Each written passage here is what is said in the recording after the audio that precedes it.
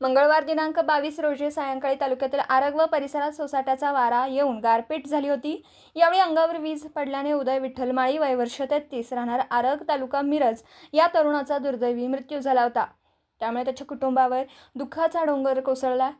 आज सोमवार दिनांक 28 रोजी माजी पालकमंत्री व मिरजेचे आमदार डॉक्टर सुरेश भाऊ खाडे यांनी आरग येथे जाऊन माळी कुटुंबियांची भेट घेतली आहे। त्यांचं सांत्वन करून त्यांची विचारपूस केली। झालेली घटना अतिशय दुर्दैवी असल्याचं त्यांनी सांगितलं व माळी कुटुंबियांना मानसिक धीर दिलाय। या कुटुंबियांच्या पाठीशी आपण असून सर्वतोपरी मदत करू असं आमदार खाडे यांनी सांगितलं। घरातील कमावत्या तरुणाचा मृत्यू झाल्याने त्याच्या कुटुंबासाठी राज्य शासनाकडून 4 लाख रुपयांची आर्थिक मदत लवकरात लवकर मिळवून देण्याचं आश्वासन यावेळी आमदार डॉक्टर सुरेश भाऊ खाडे यांनी माळी कुटुंबियांना दिलं।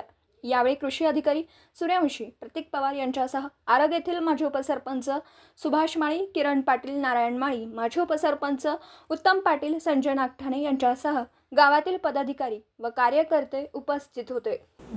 दिवसभरातील घडामोडींचा आढावा घेण्यासाठी पाहत रहा N24 मराठी न्यूज चॅनल।